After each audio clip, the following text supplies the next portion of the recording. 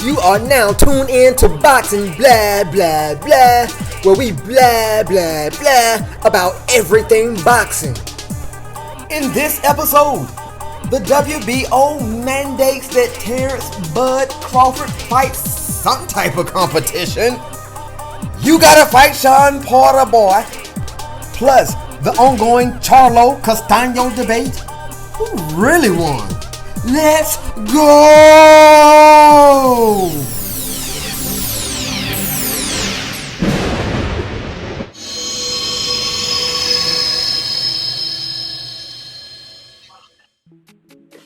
You are now tuned in to Boxing Blah Blah Blah, where we blah blah blah about everything boxing.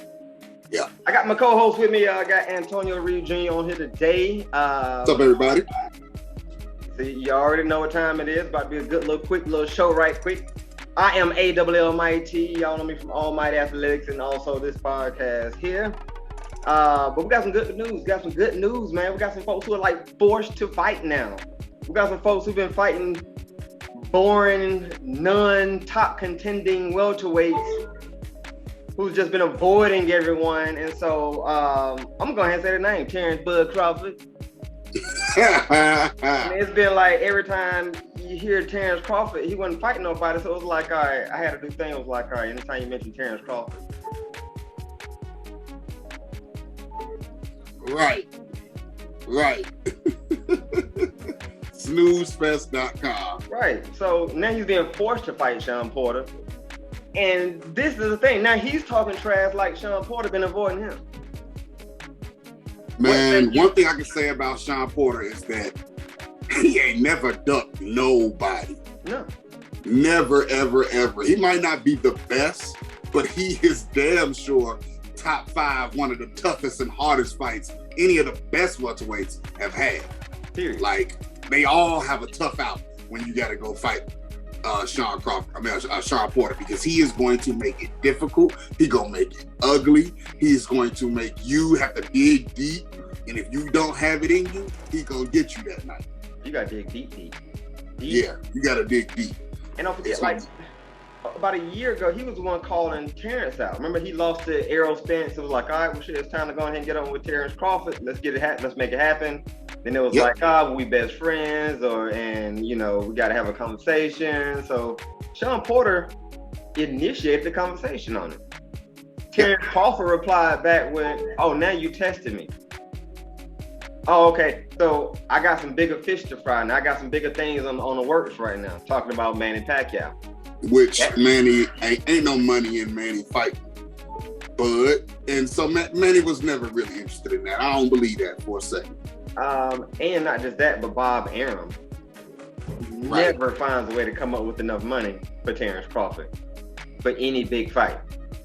I mean, they want to say, oh, okay, we offered Shawn Porter $1 million a while back and he didn't want to do it. So it was $1 million. He got more than that fighting the last guy who we don't even know his name. Yeah, the one thing about Shawn Porter is he gonna draw an audience because we know the fight is not gonna be boring. So he can do pay-per-view. Does Terence Crawford even do pay-per-view anymore? No, he's not a pay-per-view fighter. Exactly. He had, I think, 2 pay-per-view fights, and I think both of them, if you combine the totals of both of them, they were less than that one fight that Spence had against Mikey Garcia. Right. You see what I'm saying? So it's like, he's not. And Bob Arum keeps telling everyone, it's like, hey man, I keep losing money on Terence Crawford. I hope he goes somewhere. But then Bud was trying to be so loyal to Top Rank. I don't think it was a thing of loyalty. I think it was a thing of he didn't want the smoke of all the real welterweights. Bud got a nice little payday to fight these little Joe Blows, and he had a certain guaranteed number he was gonna make. Never had that kind of money in his life. Let me keep doing this then. Exactly. Why renew with Bob Arum when all the welterweight smoke is with PBC and you knew it's been hard to negotiate with him? Exactly. Especially when you conveniently can hide behind the politics. Yeah, convenient. Yeah, real convenient. That we can't make it. It's too hard.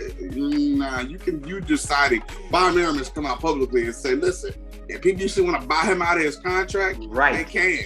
Right. Like, Al Heyman, if you want him, you can have him. Right.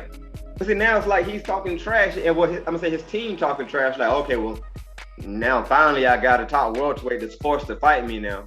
Now they've been calling you out. Been calling you out. You were saying people weren't worth it. You were saying this, and this. You had other things to do. I mean, so that right there kind of touched me the wrong way, and I was already tired of Terence Crawford just because he wasn't fighting nobody and was just talking a whole bunch of trash. But now you're gonna come back and flip it as if Shawn didn't initially try to reach out to you to make the fight, and you told him, "You testing me now. Right. I got bigger things to do. If Right. that don't happen, then we'll revisit it." Shawn kept coming to you, and then you want to make it seem like you talking about Shawn. Don't find a way to get out of this fight. Don't duck now. Don't what? Yeah, looks like they have been mandated to fight by the IBO. And first of all, let's get into what that fight looks like. The actual fight itself. Terence Crawford ain't been in a war like that in a minute. All his fights for the last, I want to say 4 or 5 years have been, let's say, 80-20 fights, maybe 70-30 at the most, but no one thought Mean Machine was going to beat Terence Crawford. No one thought Kell Brook was going to beat Terence Crawford. Oh, washed up Kell Brook, I'll say. Right. He came down from 154 to 147, dehydrated, to the point where his coach didn't even want to coach him for the fight. Kell Brook After he had already took L's to Triple G and Errol Spence. Right. Broken eye sockets in both eyes. Right. And he swore then that he wasn't going back to 147 because he couldn't make the weight. So now, fast forward 3-5 years later, now you're going to go back down to 147 for that payday. But he wasn't ready to fight. He wasn't ready to fight for real at that weight like that. So I can't count that. What was the other name? Real popular kid who's been washed up forever. Amir Khan. Gamboa. Oh, and Amir Gamboa and Amir Khan. But all right, he fought Gamboa a long time ago when he was, I think he was at 140. But Gamboa was coming up 2 weight classes in the fight and was coming off, I want to say, a 2-year layoff. So he just been getting fed just luncheon meat all career. Now I'll give him the Victor Postol. That was the last fight. I was like, ooh, I don't know what's gonna happen. Right. That may have been that was closer to a 50-50 fight. It was probably more of a 60-40 fight, but that was the last time I was like, oh, okay, let me see what's gonna happen here. But that's it. Every other time it's been like, oh, okay, here comes another Terence Crawford whitewash. And some people are they love to see someone get knocked out early and all. I like to see a good fight. I like to see good competition.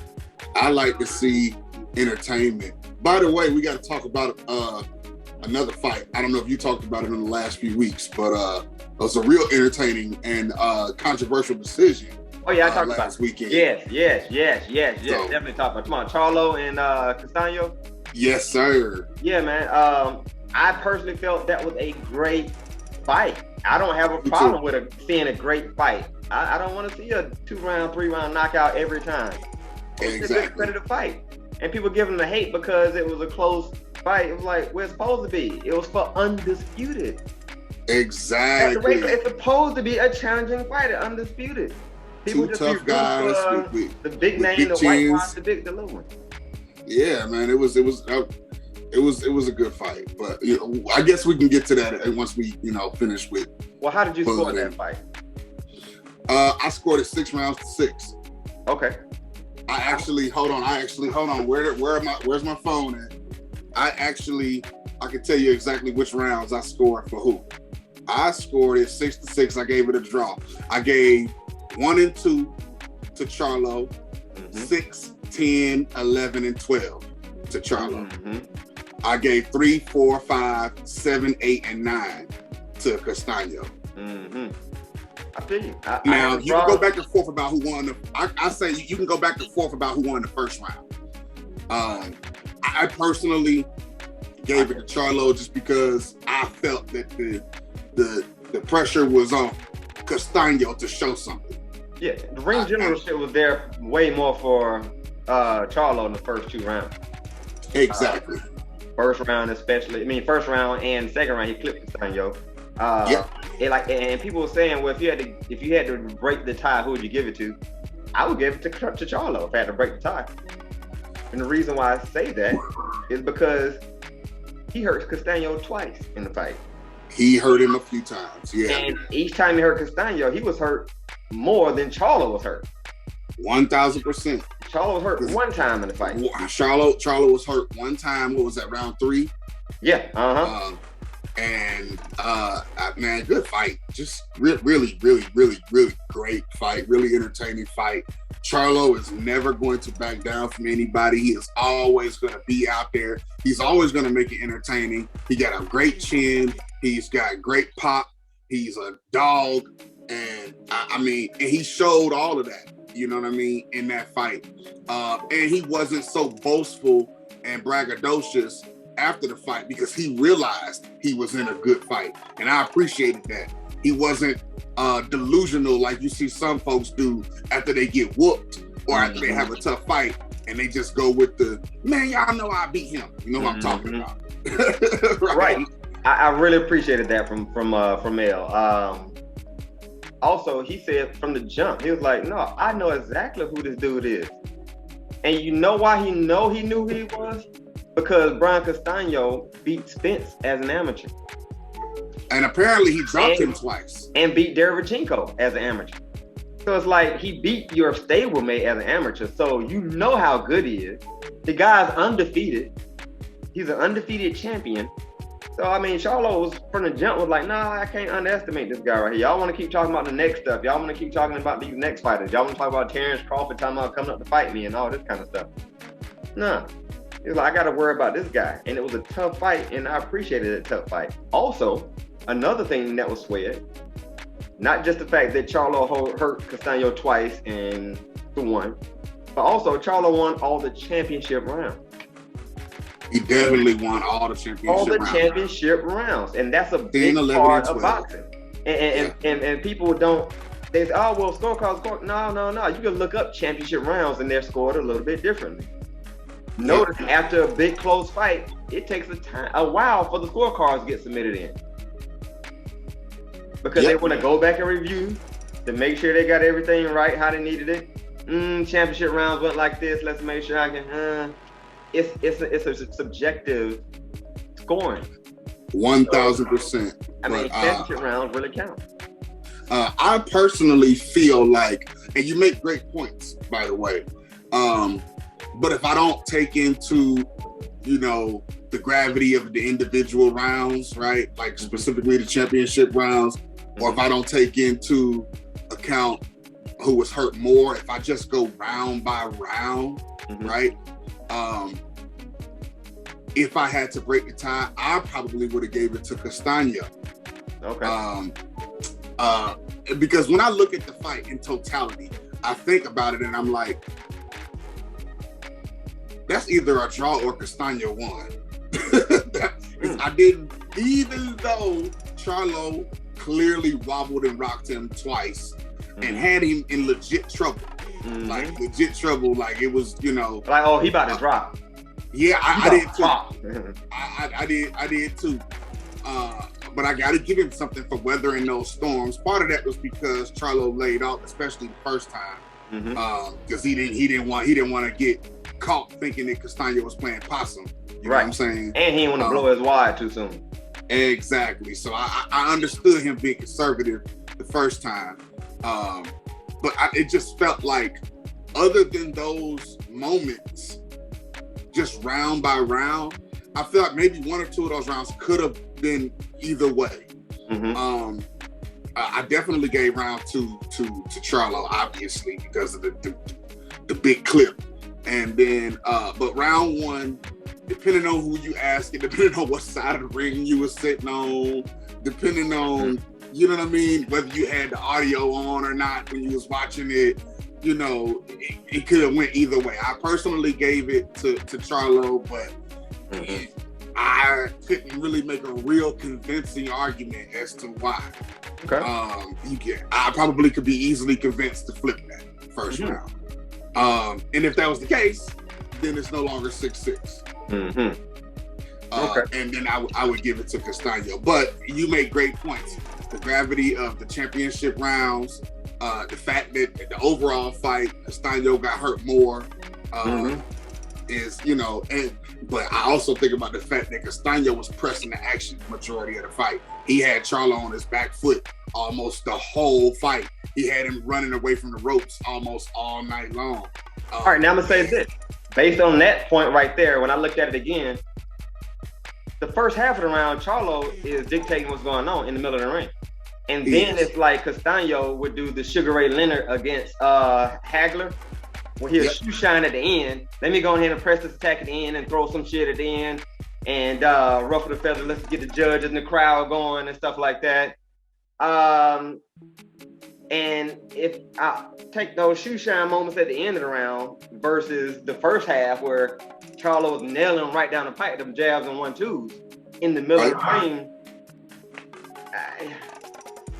I like I said, I had it an even fight. And a lot of times I think people were looking at, okay, Castaño was doing good because he was the underdog. Right. If you look at him as two equal fighters coming in, first half of the rounds, Charlo staying in the middle of the round, zip, zip, 1-2s right down the pipe, zip, zip. At the end of the round, Castaño's found a way to press the action in, come charging in, get him up against the ropes, stuff like that. Right. When he hurt Charlo, it was kind of like a flash hurt, and then he was back good. Yeah, he was good. He was good. He took it. He clipped him. With two big hooks. He got clipped. Yeah, with two big hooks. He got clipped. Yeah, it was two big hooks. First he hit, boom. Then he tried to come back with his own. Then he got hit again. Boom. Wow. Yeah. And it was like, ooh. All right. You know what I'm saying? Like, but he wasn't getting chased around the ring with wobbly legs like he did Castaño. Castaño was getting chased around the ring with wobbly legs. Yeah, this is true. This is true. And lost all the championship rounds. Yeah, he lost all the championship rounds for sure. And so when it comes to taking someone else's belt and you lose all the championship rounds and you got hurt the most, I think that in the rematch, because they got to do a rematch. First of all, we got to see that again. We have to do it. We got to do it. I don't want to see either one of them fight anybody else. At all. Not yet. Right? Not yet. Right? I got to see that. That's unfinished business. I give Charlo the edge in the rematch. Me too. I feel like he's going to make the adjustment. He's going to watch that tape. Derrick James is going to watch that tape. They're going to study it and figure out what they got to do different. I think he's going to be hungrier. I think he's going to come into it even stronger. I think he's going to come into it even meaner. And I think that he no longer has to deal with,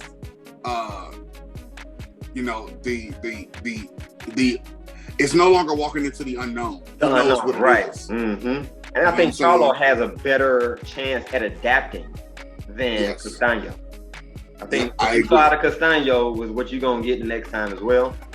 Right. It might be a few little timing changes here and there, but that's his bag. That's what he does. Whereas Charlo got several dimensions, and he might just switch that up. So I'm glad you brought that up. One, just we needed to discuss it, and two, Terence Crawford was calling out Jermell Charlo. Yeah, and you don't want that. I don't think he wants that either. First of all, you're too small. You're too small. You're too small. That man is too tough. I understand that you're a tough guy, bud. I understand that you're a mean guy. And I don't think that you're a punk by any stretch of the imagination. You're a pro fighter, right? So, but you don't want that problem. That man is coming to, leave that alone. Leave that alone. Don't be going up to 154 to fight nobody, first of all. All right, by the fact that you're a fighter, you're not a punk. But by the fact that being judged as a top fighter within the last 5 years, you've been punking out Terence Crawford. He's definitely been punking. Signing with, you moved up to welterweight to fight the best welterweight, and then you re-signed with Bob Arum, who don't have welterweights. Come on, I mean that in itself tells me that you don't want the smoke. Yeah. How you gonna like you had the opportunity to go over there, and you re-signed with Bob Arum, knowing that he didn't give you the Pacquiao fight. He came out and said, "Oh, I stopped the Pacquiao fight with y'all because I didn't want Pacquiao to get hurt, and I'm a good friend for Pacquiao, so I stopped." He told you he stopped it. Right. He's telling you he doesn't like you as he's saying you need to promote yourself more. Bob Arum is the promoter. So it's like you getting all this lip from your promoter, but you re-sign with him, and he's not getting you any big fight. Like, come on. And he's so basically I said really that you're like, not a priority.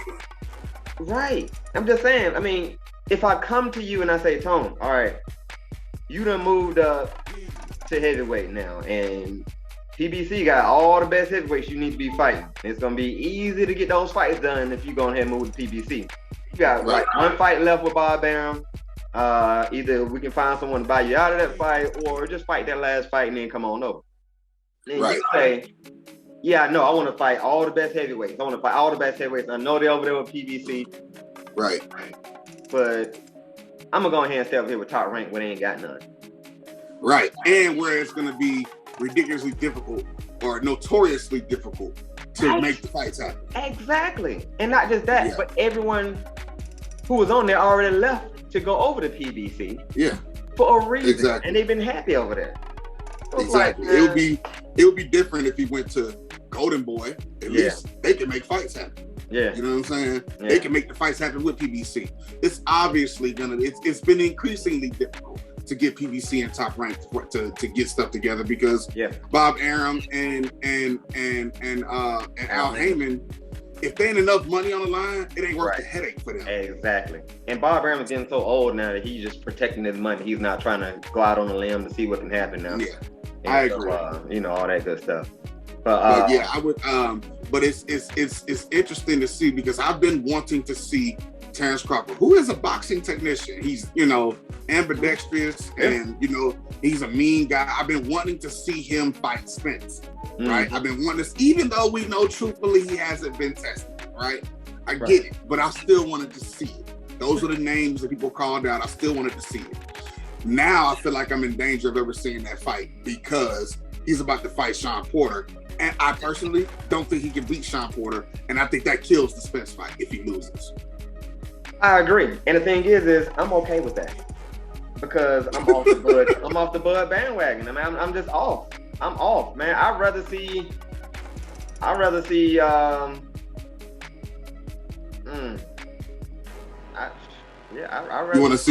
You want to see Porter too?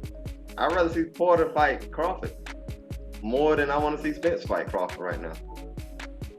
Because, man, he's been dipping and dodging so much, and he hasn't had no real dog fight. I need to see a dog fight. Yeah, he gonna have to get into the ring with the dog. I'd rather see him fight Thurman. Like, he ain't proved nothing to me, man. I wanted to see him fight Thurman too. And so now it's like I don't feel like you should just jump to the top of the totem pole because you were the lightweight undisputed champion, and then you done moved up. No, you ain't proving nothing. You ain't proving nothing to me in 5 years. And then folks still got him on the top pound for pound. You ain't done nothing, boy. How do you still have him in the top pound for pound and he ain't done nothing in like 4 years? Agree, 1,000%. No, I would have loved to see him fight Thurman too.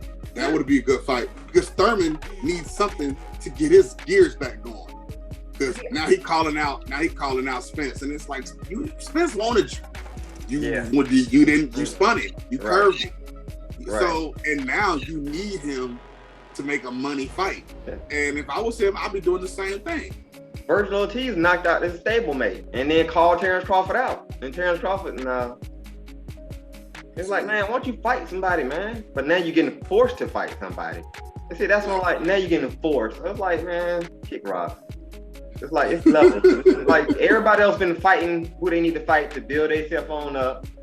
You need to fight somebody too to build up. Fight Danny Garcia, and go ahead and knock Danny Garcia out then if you're so good. Fight Keith Thurman. Go ahead and knock him out if you're so good. You just want to skip the line and go straight to the top and avoid all the mess right down in there. So I'm like, man, I'm just kind of over Bud, man. I'm not a Bud disciple like that. You know? No, me neither. But I still watch Bud Spence fight. Yeah. I mean, I still want to see it. But I'd rather see him fight these other folks first. Man, you get earned, man. Well, the main reason I want to see the Bud Spence fight is because ESPN props Bud up so much on that pound for pound list that it's like And I feel like I feel like majority of the boxing world disrespects Errol Spence in the pound for pound in the pound for pound listings, right? Rankings. And it's like, you know what? This guy that y'all keep putting above him, yeah. You know what? Let's just go ahead and get this fight over with because I know he can't beat him. So I can understand kill that argument. I understand that too. Argument, I think it kills it even more when someone lesser than Spence going ahead and agree. I definitely do. And now I'm at the point to where I want Terence Bud Crawford to be embarrassed by getting beat by someone lesser than Spence. Just because he been just playing around so much, man. I'm still a Bud fan, not gonna lie. But I'm so disappointed in him to where now it's like my mouth is sour on that whole Bud thing. And now it's like, dude, I respect you a good fighter and all that. I like your mean streak. I actually think he got more character than Errol Spence. Oh, he does. But if he could actually get the fights, he just got a bad promoter. If he could get the fights, he would actually be more box office than Errol Spence. Yeah. Because his personality is more colorful. Yeah. Errol Spence is dry. Right. He can fight, and he's tough, but he is dry. Like, dry to the bone. Yeah. Yeah, and that's why I think that's part of the reason why people sleep on him, because the casual boxing fan barely knows him. Yeah. That's it. Because he doesn't make them care. You know what I mean? If he could be a little bit more colorful, he could be getting 500, 600, 700,000 pay-per-view buys. Yeah, easy. As opposed to easy. 200, 250. You know what I mean? Mm-hmm. Yeah. All right, cool. Well, I'm glad we discussed that, man. Definitely got to get out of here right quick. But we'll have some more coming up soon. But I appreciate the talk on it. We definitely needed to discuss this whole Porter Crawford thing. We definitely needed to discuss a great fight that took place that people are just trying to say, oh, Charlo ain't good now because you had a draw. No, the dude was good. Castaño was good. Shout out Brian Castaño. Yeah. Good fight. And shout out Charlo. Shout out Charlo again for acknowledging Brian Castaño is the truth. Just like that. So, I mean, I agree. With all that being said, that is Antonio Reed Jr. I am AWLMIT. This is Boxing Blah Blah Blah, where we blah blah blah about everything boxing, and we are signing out.